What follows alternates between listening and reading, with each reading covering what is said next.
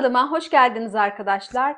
Muhteşem ötesi bir battaniye yapımıyla karşınızdayım. Şimdi arkadaşlar benim battaniyem 36, daha doğrusu şu şekilde söyleyeyim size. Bakın arkadaşlar, şu şekilde kare motifler üzerine dikilmiş hayvan figürlerinden oluşuyor. Kare figürlerim de 36 adetten oluştuğu için ben bu battaniyeye başlarken dedim ki benim battaniyemde 36 farklı figür olacak.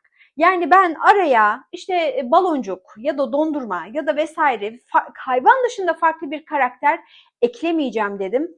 Dolayısıyla çok büyük araştırmalar sonucunda bu battaniyemi bitirdim. Gerçekten de değil 36, bakın şunlara küçük motif olduğu için ikişer tane eklediğim için 38 hayvan figürüyle, 38 farklı hayvanın figürüyle ben bu battaniyeyi tamamlamış oldum. Şimdi YouTube'da hayvan figürlü battaniye yapan çok arkadaşım var. Hepsinin de ellerine sağlık. Hepsi de çok güzel olmuş. Onlardan da faydalandım. Onların kanallarından da faydalandım. Ama dediğim gibi benim yaptığım battaniyenin farkı tamamının hayvan figürü olması. Ve gerçekten çok zevkli örülüyor. Evet, emek istiyor. Zor değil. Hiç zor değil ama emek isteyen bir battaniye. Bakın şöyle size yeniden göstereyim. Maalesef masaya ve kamerama sığdıramıyorum. Dolayısıyla bakın şu şekilde kaydırma yaparak size göstermem gerekiyor bir kısmını. Bakın şu şekilde de en azından bir göstermiş olayım. Arkadaşlar hemen, ben konuşmayı çok severim. Bıraksanız beni akşama kadar konuşurum. Ama artık lafı kısa kesmem gerekiyor ve hemen battaniyemizin yapımına geçmek istiyorum. Ama başlamadan önce kanalıma ücretsiz abone olur, videomu beğenir, bir de yorum bırakırsanız çok mutlu olurum. Hazırsak haydi başlayalım. Şimdi arkadaşlar battaniyemiz bakın şu şekilde tek tek örüp ardından birleştirdiğimiz kare motiflerden oluşuyor. Şöyle bir hemen size renklerini göstermek istiyorum arkadaşlar. Ben bu kare motifleri arkadaşlar renk renk çalıştım. İçerisinde pembeler de var, morlar da var. Bakın şu şekilde maviler de var. Yahut sarılar da var. Hemen hızlı bir şekilde göstereyim arkadaşlar size. Biraz unisex çalışmak istedim. Dolayısıyla hem bir kız çocuğu hem de bir erkek çocuğu rahatlıkla bu battaniyeleri kullanabilir. Şimdi arkadaşlar bakın, her ne kadar kare motifleri renk renk çalışmış olsam da her motifin etrafına bakın şu şekilde battaniyeme temel renk ne alacaksam o renkte bir çerçeve yaptım. Hepsinde aynı renk çerçeve var arkadaşlar. Çünkü benim battaniyemin ana rengi, baz rengi bu renk olacak. Bu konuda da bilginiz olsun. Şimdi bir de arkadaşlar her ne kadar bakın bu motifler kare olsa bile bakın başlangıçta biz yuvarlak bir zeminle başladık. Dolayısıyla öncelikle bir sihirli halkayla başlayacağız. Hemen motiflerimi bir kenara alayım arkadaşlar ve yine bir adet motifin yapımını sizlerle birlikte gerçekleştirelim. Şimdi olabildiğince açık bir renk ip seçtim ki arkadaşlar rahatlıkla görebilirsiniz. Şimdi bunun için öncelikle bir sihirli halka yapacağız. Sihirli halkayı bilmeyenler ya da hatırlamayanlar için şöyle bir göstermek istiyorum size. Bakın arkadaşlar, ipimin ucunu işaret ve orta parmağımın üzerine koyup baş parmağımla sıkıştırıyorum. Ardından ipimi şu şekilde parmağımın etrafına dolayıp bakın yüzük parmağımla ipimin ucunu tutuyorum. Ardından tığımı, bu arada arkadaşlar tığ numaramı söylemeyi unuttum. Ben motifler için 3 numara tığ kullandım. Figürler için ise 2 numara tığ kullandım. Sizler ipinizin kalınlık durumuna göre yahut elinizin sıkılık durumuna göre tığ numaranızı ayarlayabilirsiniz tabii ki. Şimdi bakın hemen devam edelim sihirli halkamızı. Bakın tığımı hemen önde duran ipin altından geçiriyorum. Ardından bakın tığımın ucunu arkada duran ipe geçiriyorum ve bu ipi geri çekip şöyle bir tur çeviriyorum. Hemen devam ediyorum arkadaşlar. Bakın ucu yüzük parmağıma giden ipten şöyle ipimi, tığımı bu ipin altından geçirip hemen buradan bir ilmek alarak bakın zincirimi çekerek sihirli halkamı yapmış oluyorum. Şimdi arkadaşlar sihirli halkamızın içerisine toplamda 16 adet ikili trabzan yapacağız. Bakın sihirli halkayı da göstereyim arkadaşlar size. 16 adet ikili trabzanımızı yaptıktan sonra bakın ipimizin şu ucunu çekerek halkamızı küçülteceğiz. Şimdi başlangıçta 3 adet zincir çekelim arkadaşlar. Bakın 1 adet zincir çekmiştik. 2 adet daha zincir çekerek bunu 3'e tamamlayalım. Yalnız diğer modellerimde ben hep bu başlangıçtaki zincirleri 1 adet trabzan olarak kabul ederdim ama bu modelimizde bu şekilde kabul etmeyeceğiz arkadaşlar. Bu zinciri yok sayıp 16 adet ikili trabzan yapacağız. Şimdi bunun için ne yapıyoruz? İkili trabzanı hatırlamayan arkadaşlarım için yine bir hatırlatma yapayım. Bakın tığımın üzerine 1 adet ip alıyorum. Ardından tığımı sihirli halkamın, bakın şuradaki her iki ipinde altından geçirerek, içerisinden geçirerek bakın 1 adet ip alıyorum. Tığımın üzerinde şu an 3 adet ilmek oluştu. İlk 2 ilmeği birlikte, sonraki 2 ilmeği yine birlikte çekerek ikili trabzanımızı yapıyoruz. Şimdi 2 kere de çektiğimiz için arkadaşlar adı ikili trabzan. 3 kere de çekmiş olsaydık bunun adı üçlü trabzan olacaktı. Ya da hepsini tek seferde çekseydik adı tekli trabzan olacaktı ya da çakma trabzan olacaktı. Şimdi devam edelim. Hemen 1 adet daha ikili trabzan göstereyim size. Bakın tığımın üzerine, bu arada elimi bazen kaydırabiliyorum. Evet, tığımın üzerine bakın 1 adet ipimi doladım.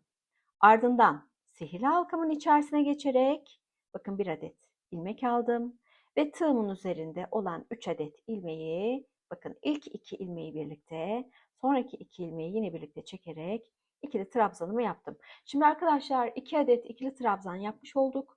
Bunu lütfen 16'ya tamamlayıp geri gelelim. Şimdi arkadaşlar bakın 16 adet ikili trabzanımızı yaptık. Şimdi ne yapacağız? İpinizi şöyle bir miktar uzatın lütfen. Ardından bakın öncelikle bir sihirli halkanızı şu şekilde daraltın. İyicene daralttık. Bu sihirli halkanın bakın şu kuyruk olarak kalan ipini önce şöyle azıcık ben bir yukarı alıyorum ki bir üst sırada yapmış olduğum trabzanların arasında bu ipi gizleyip arada kaybedeyim diye. Şimdi arkadaşlar bakın başlangıçta 3 adet zincirle başlamıştık. Bu zincirden hemen sonra bakın şurada 1 adet ikili trabzanımız var. Bu ikili trabzanımızın şu tepe noktasına arkadaşlar öncelikle bakın tığımızı şu şekilde tersten geçireceğiz. Birleştirmemizi bu şekilde yapacağız. Bakın şimdi bu ipi öncelikle bir örgümüzü ters çeviriyoruz.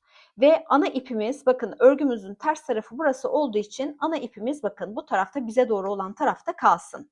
Şimdi bu ilmeği şöyle bir miktar öncelikle küçülteyim, çok büyük oldu arkadaşlar. Tığımı geçirmiş olduğum noktadan bakın bu ilmeğimi geçirerek sıra sonu birleştirmemi bu şekilde yapıyorum arkadaşlar. Ardından bakın örgünüzü tekrar düz çevirin. Tığımızı bir takalım arkadaşlar. Şimdi az önce birleştirme yapmış olduğum boşluk bakın arkadaşlar şu boşluk. Bakın bu ilmeğimi bir miktar yalnız uzun tutacağım. Böyle tam silme tutmayacağım. Bakın bir miktar şu şekilde uzatıyorum. Şimdi az önce bu ilmeği kaydırmış olduğum boşluğa bakın tığımı yeniden geçiriyorum. Bakın yeniden geçirdim. 1 adet. Bu arada bakın ipimi de şu kuyruk olarak sihirli halkadan gelen ipi de şu şekilde atıp gizleyeceğim. Bakın hemen 1 adet ilmek alıyorum ve bu ilmeği bir miktar uzatıyorum. Hemen bakın şu şekilde bu iki ilmeği birleştiriyorum. Şimdi bu sıra boyunca da bir ikili trabzan yapacağız arkadaşlar. Bakın hemen üzerinde 1 adet daha zincir çekerek bunu ben 1 adet ikili trabzan olarak kabul edeceğim. Şimdi arkadaşlar toplamda 16 adet ikili trabzan yapmıştık. Bu sırada her boşluğa 2 adet ikili trabzan yaparak 16 olan ikili trabzan sayımızı sıra sonunda 32'ye çıkarmamız gerekiyor. Bakın ilk ikili trabzanımı yaptım. Hemen tığımın üzerine 1 adet ilmek alarak aynı boşluğa yeniden batıyorum. Bakın bu arada gizleyeceğim ipim üstte duruyor. Onu da gizleyeceğim. Hemen 1 adet ilmek alıyorum. Bunu bir miktar uzatıyorum. Şu şekilde yapmayın arkadaşlar. Bir miktar uzatın muhakkak. İlk 2 ilmeği birlikte, sonraki 2 ilmeği yine birlikte çekerek ikili trabzanımı yapıyorum. Bakın ilk yapmış olduğum ilk boşluğumuza daha doğrusu 2 adet ikili trabzan yapmış olduk. Hemen tığımızın üzerine yine ip alarak bu defa bir sonraki boşluğa geçelim ve hemen buraya da yine ikili trabzanımızı yapalım. Aynı boşluğa yeniden bir adet ikili trabzanımızı yapalım. Şimdi arkadaşlar dediğim gibi sıra sonuna kadar toplamda 32 adet ikili trabzan yaparak geri gelelim. Her boşluğa 2 adet ikili trabzan yapacağız. İkinci sıramızı da tamamladık arkadaşlar. Bakın ipimi şöyle bir miktar uzatıp birleşmesini göstereceğim size. Şimdi arkadaşlar ikinci sıranın sonunda toplamda 32 adet ikili trabzanınızın olması gerekiyor. Şimdi ikinci sıraya başlarken hatırlarsanız birleştirmeyi yaptıktan sonra aynı boşluğa tekrar girip bir adet sık iğne yapmıştım ve ardından üzerine bir adet zincir çekerek bunu bir adet ikili trabzan olarak kabul etmiştim. Bakın arkadaşlar şundan bahsediyorum. Şimdi bunun en üstteki bakın şu başak desenli zincirine şu şekilde tığımı tersten geçiriyorum.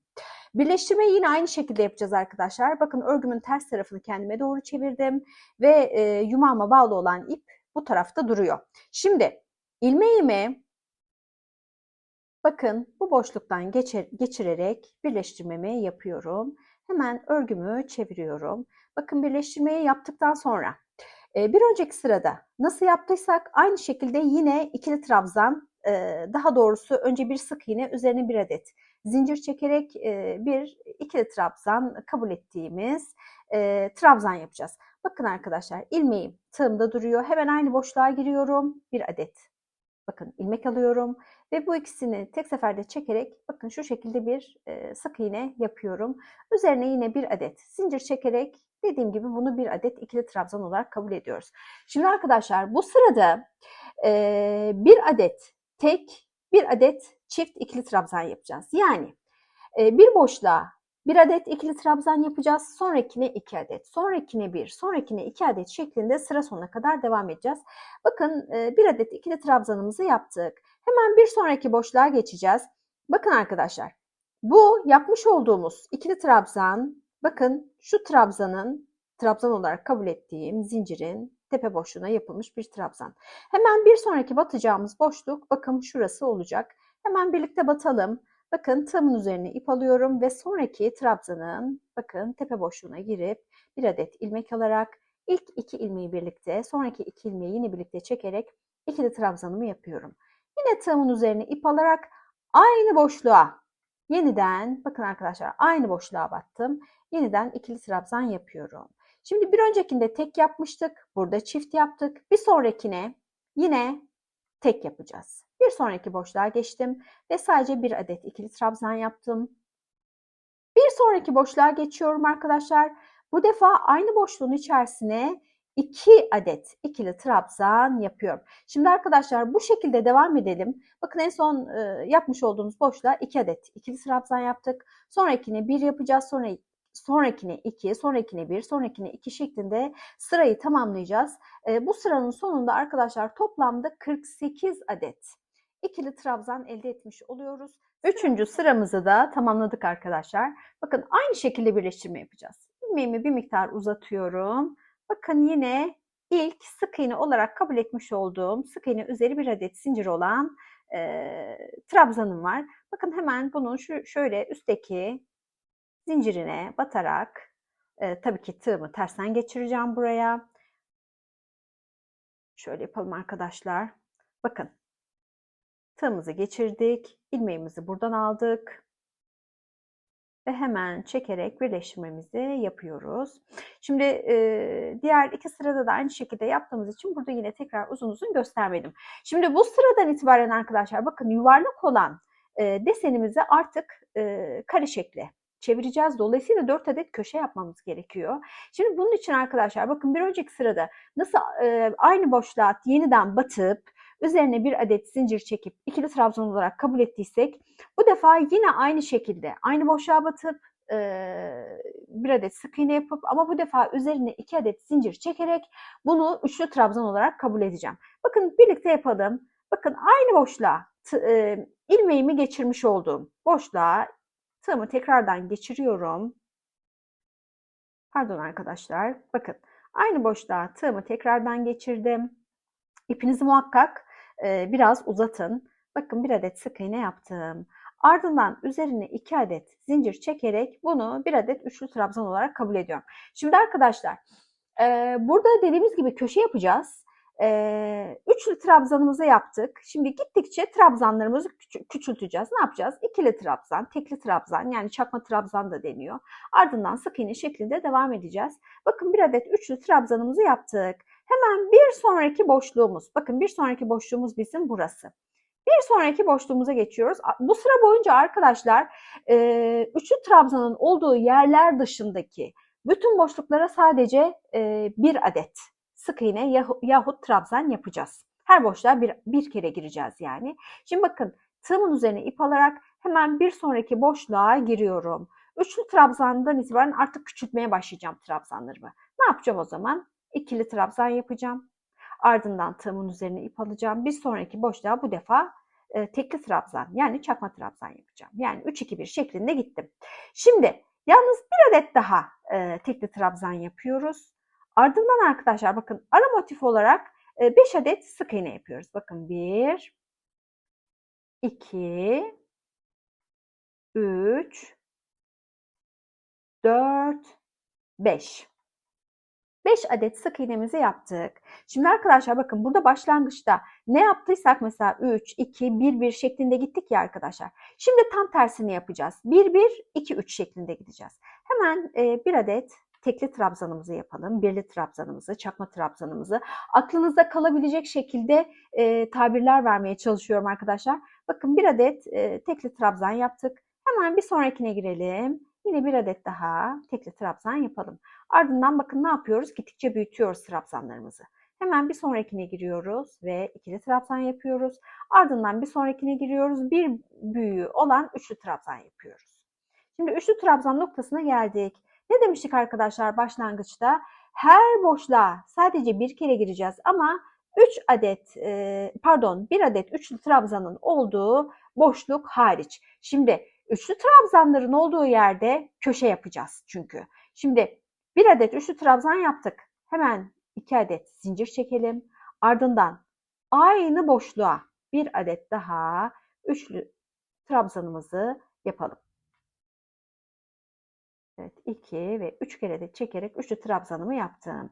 Şimdi arkadaşlar bu şekilde devam edeceğiz. Bir sonraki köşeye daha birlikte gidelim. Bakın üçlü trabzanımızı yaptık. Ne yapacağız? Trabzanlarımızı şimdi gittikçe küçülteceğiz. 3'ten sonra ne yapıyoruz? İkili trabzan. Ardından ne yapıyoruz? Bakın tekli trabzan, ama tekli trabzanı 2 tane yapıyoruz. Ama ayrı boşluklara, aynı boşluk değil arkadaşlar. Bir adet daha tekli trabzan yaptık. Şu son tekli trabzanım biraz sık oldu arkadaşlar. Onu tekrar yapacağım. Evet. Şimdi ara geçişlerde ne yapıyorduk? 5 adet sık iğne yapıyorduk. Hemen 5 adet sık iğnemizi de yapalım. 1, 2, 3, 4 ve 5. Ardından bakın burada ne yaptık? Gittikçe trabzanlarımızı küçülttük. Şimdi gittikçe büyüteceğiz. Yani burada ne yaptıysak burada da şu an tam tersini yapacağız. Yani önce tekli trabzanla başlayacağız. Ama tekli trabzan sayımız bakın her zaman 2. Dolayısıyla bakın yine 2 adet tekli trabzanımızı yaptık. Hemen bir sonraki boşluğa geçiyorum. Bir büyüğü olan ikili trabzanı yapıyorum. Ve hemen yine bir sonraki boşluğa geçip bir büyüğü olan üçlü trabzanı yapıyorum. Üçlü trabzana geldik. Üçlü trabzan ne demekti? Köşe demekti. Hemen 2 adet zincirimizi çekiyorduk ve tığımızın üzerine ip alarak üçlü trabzanımızı yapmış olduğumuz aynı boşluğa yeniden girip bir adet daha üçlü trabzan yaparak köşemizi oluşturuyoruz. Şimdi arkadaşlar bu anlattığım şekilde sıra sonuna kadar gidelim. Sıra sonunu biz 1 adet üçlü trabzanla başlamıştık. Sıra sonuna geldiğimizde aynı boşluğa yeniden bir üçlü trabzan yapıp hem boşluğumuzu oluşturacağız hem sıramızı birleştireceğiz.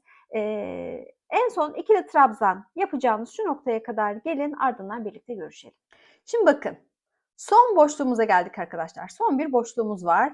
Hemen buraya ikili trabzanımı yapıyorum. Şimdi bakın artık batacağım. Herhangi bir boşluk kalmadı. Şimdi yalnız köşelerde ne yapıyorduk? Bakın köşelerde 3 adet sık iğneyi biz aynı boşluğa yapıyorduk. Başlangıçta bakın bir adet üçlü trabzan şu başlangıçtaki boşluğuma yapmıştım. Şimdi aynı boşluğa bir adet daha. Bakın arkadaşlar, aynı boşluğa giriyorum. Aynı boşluğa bir adet daha üçlü trabzan yaparak sıramı tamamlıyorum. Şimdi köşelerde arkadaşlar bakın şu boşlukları biz ikişer adet zincir çekmek suretiyle oluşturmuştuk. Yalnız sıra sonunda biraz farklı bir yöntem uygulayacağız. Ne yapacağız arkadaşlar? Zincir çekmeyeceğiz. Bakın tığınızın üzerine bir adet ilmek alın. Ardından bakın başlangıçta 3 adet zincirimiz vardı bizim. Bunun hemen en üstteki boşluğuna girin. Oradan bir adet ilmek alın. Bakın tığınızın üzerinde 3 adet ilmek oluşacak. Ve bu 3 adet ilmeği bakın şu şekilde tek seferde çekin. Şimdi bu şekilde hem boşluk oluşmuş olacak hem de aynı zamanda bakın ilmeğimiz boşluğumuzun orta noktasına denk gelecek. Çünkü bizim artık bu sırada bu köşedeki boşluklara 2 adet ikili trabzan, araya 2 zincir, 2 adet ikili trabzan şeklinde köşeleri yapmaya devam edeceğiz. Dolayısıyla bakın bu ilmeğimin benim ortada olması çok önemli. Şimdi yalnız arkadaşlar başlangıçtaki köşelere ilk önce köşelerin yarısını yapıyoruz. Turu tamamladıktan sonra diğer yarısını yapıp sıramızı birleştiriyoruz. Motiflerde genel olarak o şekilde yapıyoruz arkadaşlar, biliyorsunuz. Bakın köşede bir adet boşluğum var. İlmeğim ortada. Hemen ne yapıyorum? Önce 3 adet zincir çekerek bunu bir adet ikili trabzan olarak kabul ediyorum. Yanına bakın aynı boşluğun içerisine hemen bir adet daha ikili trabzan yaparak buradaki trabzan sayımı 2'ye yükseltmiş oluyorum. Şimdi hemen bu sıradan itibaren arkadaşlar her trabzanın bakın her trabzanın tepe noktasına birer adet ikili trabzan yapacağız. Boşluklar, köşeler hariç. Şimdi bakın. Öncelikle şunu göstereyim arkadaşlar. Bakın her trabzanın boşluğu direkt tepesinde değil arkadaşlar. Böyle biraz sağa doğru kayıyor. Bakın şöyle biraz sağa doğru kayıyor. Dolayısıyla bakın bu benim ilk yapmış olduğum 3 adet zincirden oluşan bir alt sıradan bahsediyorum. Trabzanım. Bakın buna biz bir ortaya batacağız. Önce bunun üzerine bir adet trabzan yapmamız gerekiyor ki bu trabzanı atlamamış olalım. Hemen bakın ilk trabzanımızın tepe noktasına giriyorum ve bir adet ikili trabzanımı yapıyorum.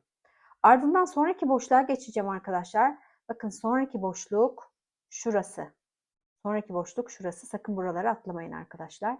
Hemen bir sonraki boşluğa giriyorum ve bir adet ikili trabzanımı yapıyorum. Şimdi köşeye kadar sizinle devam edeceğim. Çünkü köşeyi size bir göstermem gerekiyor. Ama videoyu da kesmeyeceğim. Bakın arkadaşlar her boşluğa bir kere girerek ikili trabzanlarımı yaparak örgümü örüyorum, motifimi yapıyorum. Bakalım çok az kaldı köşeye. Hemen köşeye gelelim. Köşeyi de birlikte yapalım. Ardından bu sıramızı da tamamlayacağız. Bakın arkadaşlar çok az kaldı. Evet her boşluğa bakın. Sonuncu sık iğnemin, pardon çok özür dilerim. Sonuncu ikili trabzanımın tepe noktası bakın. Yine kendisini böyle çok hafif sağa doğru kaymış hali. Bir saniye arkadaşlar. Evet. Hemen tığımın üzerine ip aldım ve son ikili trabzanımı da yaptım. Şimdi arkadaşlar boşluğa geldiğimiz zaman önce 2 adet boşluğun içerisinde 2 adet ikili trabzanımızı yapıyoruz. Bakın 2 adet ikili trabzan yaptım. Köşe yapıyoruz çünkü. Araya 2 adet zincirimi çektim. Ardından aynı boşluğa bakın 1, 2. 2 adet daha ikili trabzanımı yapıyorum. Şimdi arkadaşlar bu sırayı daha fazla göstermeyeceğim size. Her boşluğa bakın her boşluğa girerek bir adet ikili trabzanınızı yapın. Köşeye geldiğiniz zaman köşedeki boşluğa 2 adet ikili trabzan, araya 2 zincir, yine 2 adet ikili trabzan şeklinde devam edin. Yalnız arkadaşlar benim sıklıkla yaptığım bir hatadır. Onun için çok fazla üzerinde duruyorum. Bakın ilk trabzanınızı yapacağınız boşluk, bakın şöyle boşluğa yapmış olduğunuz trabzanınızı şöyle hafif sağa doğru kaydırın. Bakın ilk yapacağınız boşluk burası. Sakın burayı atlamayın. Hatta hemen birlikte yapalım. Benim çokça sık düştüğüm bir hatadır bu. Gözden kaçabiliyor. Ardından her boşluğa yine bir kere batarak devam edin. Dediğim gibi arkadaşlar sırayı tamamlayalım. En son bakın şu başlangıçtaki köşemize geldiğimizde yeniden görüşelim. 5. sıramızı da tamamladık arkadaşlar. Şimdi bakın başlangıçta köşeye 2 adet ikili trabzan yaparak başlamıştık. Yalnız bakın diğer boşluklarımızın her birinde 2 adet ikili trabzan, ardından 2 adet zincir, ardından 2 adet ikili trabzan yapmıştık. Şimdi bu tür motiflerde arkadaşlar köşenin yarısıyla başlıyoruz. Sırayı tamamladıktan sonra köşeyi tamamlayarak sıramızı bitiriyoruz. Şimdi bakın 2 adet ikili trabzan yapmıştık. Şimdi burada eksik olan ne? 2 adet ikili trabzan, bir de arada boşluk. Bir saniye arkadaşlar. Hemen bakın birinci ikili trabzanımı yaptım. Hemen ikinci ikili trabzanımı yaptım. Şimdi arkadaşlar diğer köşelerde bakın şu aradaki boşluğu 2 adet zincirle elde etmiştik. Burada bakın tığımın üzerine ip alıyorum. Birleştirmeyi farklı yapıyorum. Aşağıda bir önceki sırada yaptığımız gibi yapacağız arkadaşlar. Bakın tığımın üzerine bir adet ilmek aldım. Hemen başlangıçtaki 3 adet zincirden oluşan ve ikili trabzan olarak kabul ettiğim bakın şu 3 adet zincirin şu en üstteki boşluğuna giriyorum ve buradan bir adet ilmek alıyorum. Tığımın üzerindeki 3 adet ilmeği tek seferde çekerek bakın hem diğer köşeler gibi boşluğumu elde etmiş oluyorum.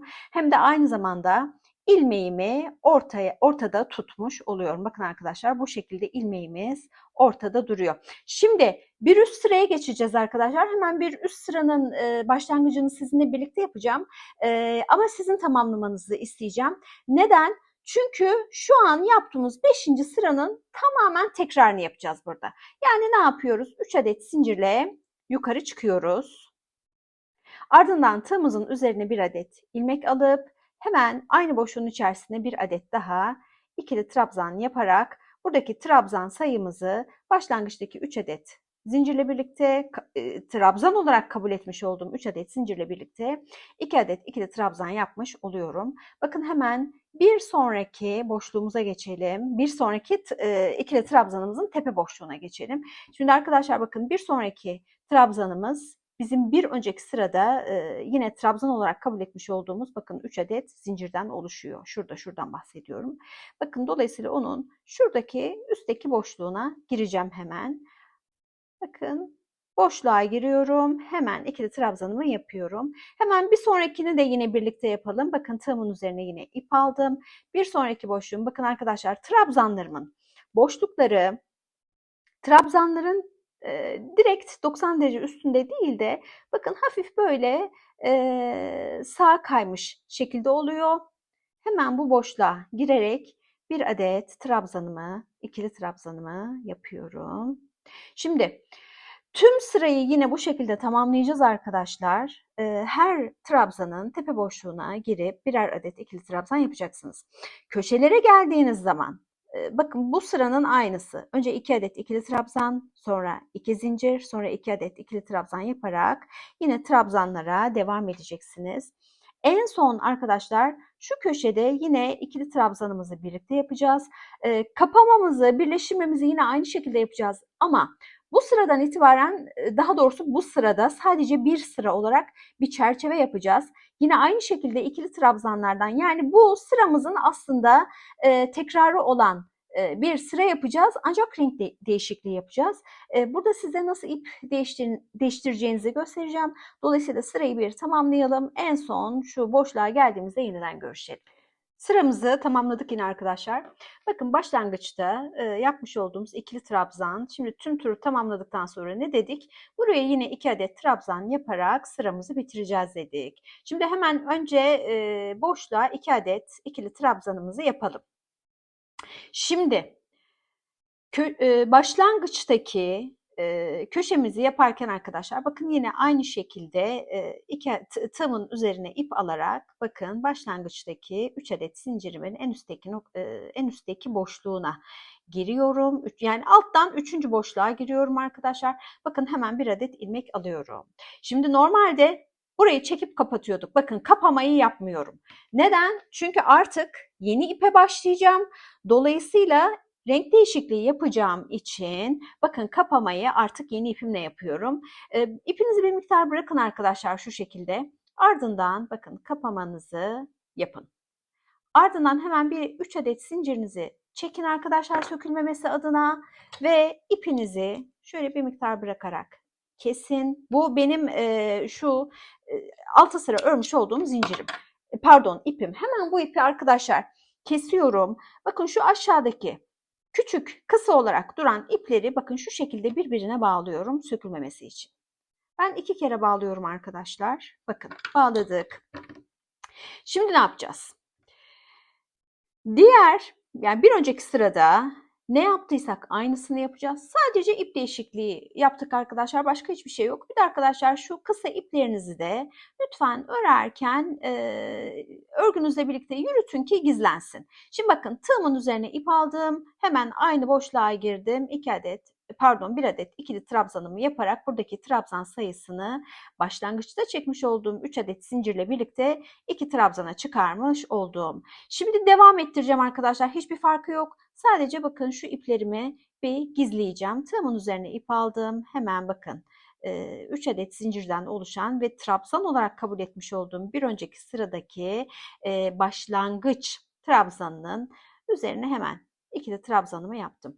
Bakın bu şekilde hemen devam ediyoruz. Bakın ikinci trabzanınızı atlamayın lütfen. Çünkü onun bakın boşluğu burada. O bazen ikinci trabzanlar bu şekilde gözden kaçabiliyor. Bakın ipimi de şu kısa iplerimi de gizliyorum bu aşamada. Şimdi arkadaşlar bu şekilde bir önceki sıranın tekrarını yapacağız. En son yine şu boşluğa geldiğimizde tekrar buluşacağız. Çünkü artık bu kare parçamızı bitireceğiz ve size farklı bir sıra birleştirmesiyle sırayı bitirmeyi göstereceğim. Şimdi komple tamamlayıp geri gelelim. Şimdi bakın arkadaşlar, sıra sonuna yine geldik. Hemen bakın köşedeki boşluğumuzun içerisine 2 adet ikili trabzanımızı yapalım. Bu 1, bu da 2. Şimdi arkadaşlar bakın. 2 adet zincirinizi çekin.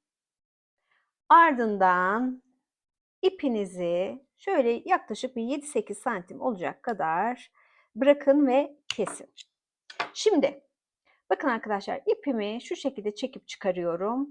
Yalnız sıkmayın arkadaşlar çünkü bu boşluğa şimdi ihtiyacımız olacak. Şimdi bakın arkadaşlar bu benim başlangıçta yapmış olduğum 3 adet zincirden oluşan trabzan olarak kabul etmiş olduğum trabzanım. Şimdi bunu atladığım zaman bakın bunun hemen yanında 1 adet bildiğimiz klasik ikili trabzanımız var. Bakın bunun tepe noktası burası. Şimdi ben buraya tığımı öncelikle bir tersten geçireceğim. Ardından bakın örgünüzü şöyle bir çevirin. Ters tarafını size doğru çevirin. Bakın bu ipi şuradan hassas bir şekilde çekiyorum arkadaşlar ki bu bölge sıkılamasın diye. Bakın ipimi çıkardım. Şimdi arkadaşlar bakın. Bu ipim bakın şöyle dikkat ederseniz şöyle daha ince bir tığla göstereyim ki şöyle görünebilsin. Bakın arkadaşlar bu ipim benim şuradaki zincirimin içerisinden geliyor. Şimdi tığımı bakın bu zincirin şu şekilde alttan içinden geçireceğim ki bu ipi bu defa bakın ipimin geldiği yer bu boşluk, bu zincir. Bu ipi tekrardan o boşluğun içerisine geçirip yeni bir zincir elde edeceğim. Bakın ne dedim? İpimin geldiği boşluğun zincirine bakın tığımı şöyle alttan geçiriyorum. Ardından bakın ipimi alıp bu boşluktan şöyle ortalayayım. Evet geçiriyorum. Böylelikle bakın arkadaşlar yeni bir zincir elde ediyorum. Bakın birleştirmemi bu şekilde yapıyorum.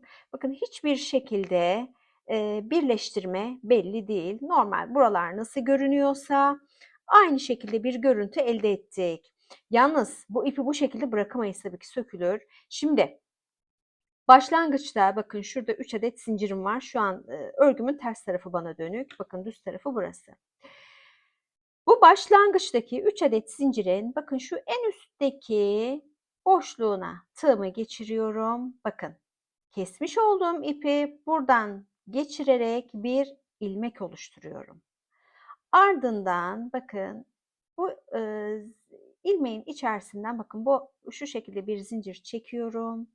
Ardından burayı sıkıştırıyorum. Evet, motifimizi bu şekilde tamamlıyoruz. Bakın hemen ipimizi de şöyle bir miktar yürütüp gizleyelim. Ben daha sonra bu gizlemeyi yaparım. Sadece gizlemeyi nasıl yaptığımı bilmeyen arkadaşlar için. Birçoğunuz muhakkak biliyorsunuzdur. Bakın ben bu şekilde bir miktar gizliyorum. Ardından yeterli gördüğüm aşamada artık ipimi kesiyorum. Şöyle şuradan yine bir geçirelim. Bir tane de buradan geçirelim arkadaşlar. Sanırım ondan sonra bizim için yeterli ipimizi kesebiliriz. Evet. Artık bakın buradan artan ipimizi keselim ve motifimizi bitirelim. Şimdi arkadaşlar bakın kare parçamız bu şekilde. Dediğim gibi bu videonun içerisinde bu kare parçaları şimdi bizim battaniyemiz kare parçaları bir de hayvan figürlerinden oluşuyor. Bu figürlerden birinin sadece nasıl dikildiğini göstereceğim size. Diğer zaten mantığını anladıktan sonra diğer figürleri kendiniz dikebileceksiniz. Şimdi ben figürlerden birini alıp geri geliyorum. Arkadaşlar çok hızlı bir şekilde hayvan figürlerini kare motiflerimize nasıl diktiğimi de bir göstermek istiyorum size. Muhakkak birçoğunuz biliyordur ama ben bilmeyen arkadaşlar için yine de bir hani eğitici olması açısından yapacağım. Şimdi bakın arkadaşlar dikerken öncelikle şu hususa dikkat edin. Bakın bizim motiflerimizin bir düz yüzeyi var, bir de ters yüzeyi var. Bakın hayvan figürlerinizi muhakkak kare motiflerinizin düz yüzeyine gelecek şekilde dikin. Önce buna dikkat edin arkadaşlar. Ardından bakın arkadaşlar ben bu battaniye için arkadaşlar herhangi bir ters tarafa astar kullanmayacağım. Astar dikmeyeceğim daha doğrusu. Dolayısıyla arkadaşlar bakın ipimi kare motifimin ana rengi ne renkse o renkle dikeceğim. Ola ki hani arkadan görünürse ya da arkadan çıkarsa kirli bir görüntü, çirkin bir görüntü oluşturmasın diye. Şimdi bakın arkadaşlar öncelikle ilk iğnemi hayvan figüründen geçiriyorum. Bakın bunun içinde arkadaşlar biraz şöyle geriden başlıyorum ki düğüm ön tarafa gelmesin diye ipimi böyle iğnemi hafif ilerletiyorum. Düğüm böyle biraz geride duracak şekilde bir noktadan başlıyorum. Şimdi bakın figürünüzü oturtun motifinizin üzerine ortalayın ya da nasıl tercih ederseniz ne şekilde yerleştirmek isterseniz. Bakın isterseniz iğneyle tutturabilirsiniz. Ama ben o şekilde yapmadım. Ben direkt şu şekilde elimle tuttum arkadaşlar. Bakın şu an hayvan figürünün üzerinde geldiği nokta, bunun denk geldiği nokta neresi? Bakın şurası. Bakın şöyle hafif bir gir çık yapıyorum. Yani arkaya batırıp komple çıkmıyorum arkadaşlar.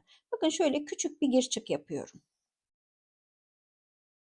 Bakın ardından yine hayvan figürünün üzerine geliyorum. Çok aşırı dıştan da yapmıyorum arkadaşlar. Bakın bir tık böyle içeriden yapıyorum.